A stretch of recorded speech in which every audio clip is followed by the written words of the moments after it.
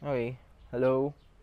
This is experiment for propagation of maple tree. So I have here vermiculite 100%, and then this is perlite vermiculite mix 50-50, and then here is coco peat vermiculite and perlite. So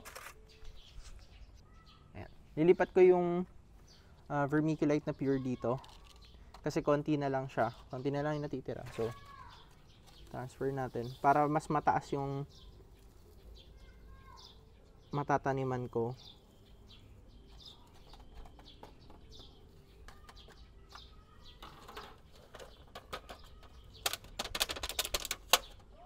Okay, so okay, anyway, ayan. So ayan, medyo mataas-taas na siya. And then this one naman medyo okay naman to. Itong perlite vermiculite, medyo mababaw lang yung ano, pero so be it, okay lang yan.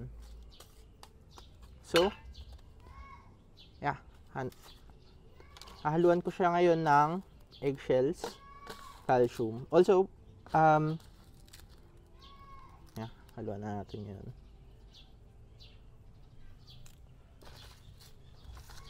First time kong propagation, first time kong mag-try na mag-propagate.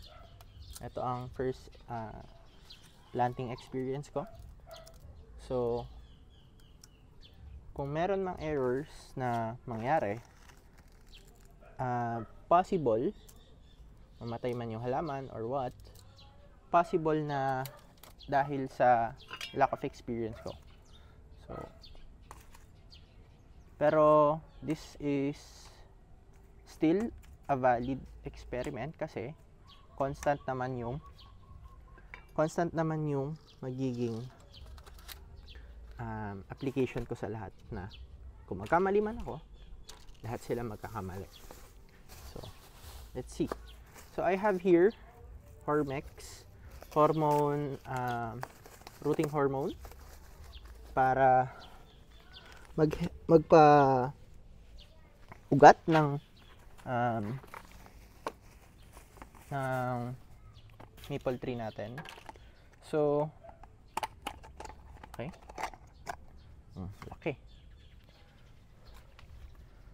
Okay, so sasalin ko lang siya.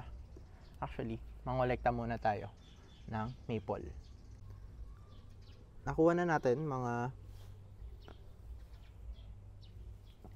ipaparuting natin. So galing ko lang yung mga buds. Ganda, oh, very pretty.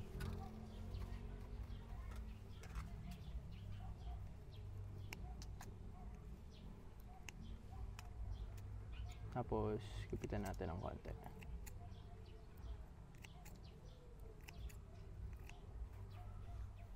So ayan.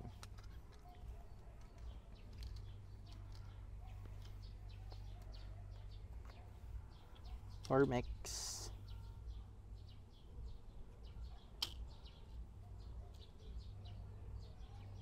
Hindi ko alam exactly kung ito yung ginagamit nila, pero ito lang kasi yung binebenta sa amin, and wala akong choice din. So tanim natin to. Ito itatanim ko sa coco peat. So sana malalim masyad. Sana malalim yung nahukay ko. Pagilid ko siya itatanim. Ganun na lang. Para nakalubog yung mga buds niya. So ayan, first coco peat.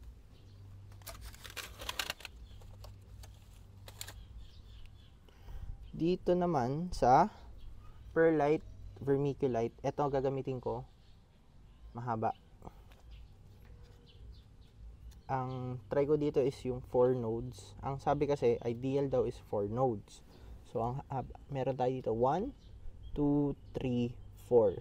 4 na layer ng nodes. So, try natin. Pwede ko ibaba. 1, 2,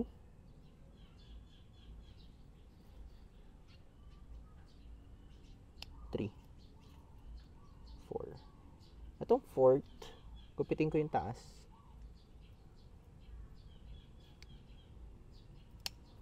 Gupitin ko na yan.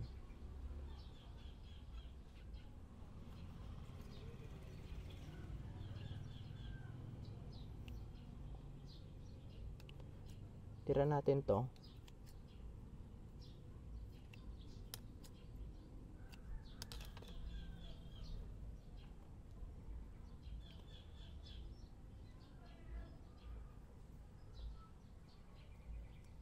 Tapos patabingin din natin itanim to.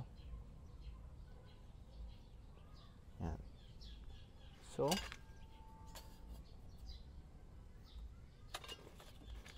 yan.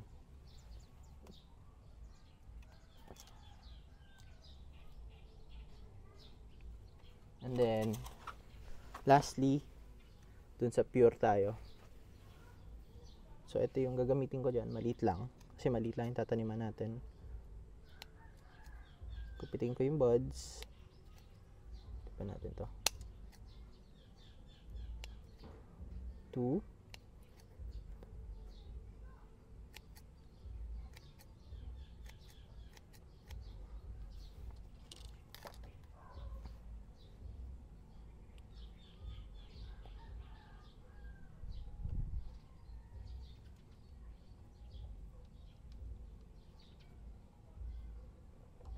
Okay. Tapos same idea dito. Nakatabingi ko siya itatanim. Para makalubog lahat ng buds nila. Okay. So, okay. Ayan. So, ayan. 1, 2, 3. So, yeah. Low. So, yan. So, dito wala akong pantaklob. Wala kasi akong dome para matakloban to parehas. So, ngayon na lang. Aquarium na lang sila. And then, spray natin ng tubig.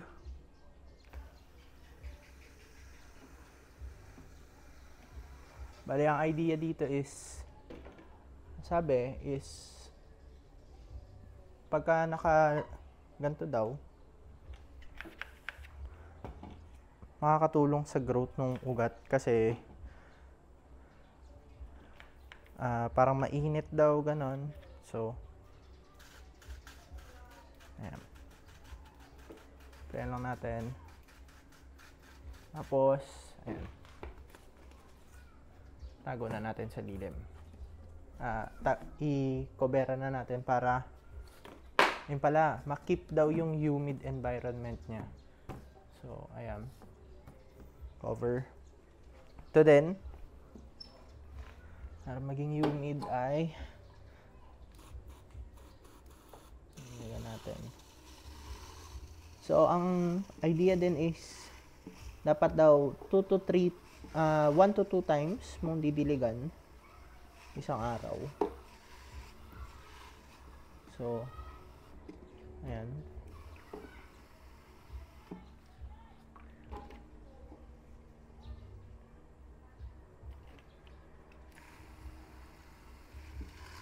Okay. Ayan. Ayan na natin yan. Okay. So, bantayan natin. I'll be back in 1 week.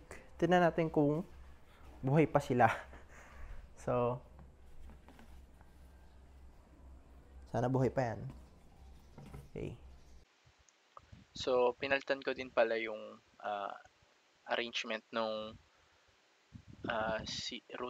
cuttings ko. Nakita ko sa YouTube. Ganito yung itsura. Naka-plastic bag siya.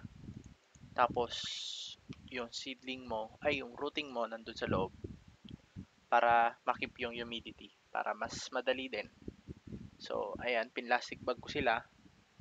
Tapos, ngayon, nakalagay din kasi doon, hindi naman daw pala kailangan ng 2 beses didiligan. So, ang plano ko, every 2 days, checking ko kung basa pa ba yung lupa.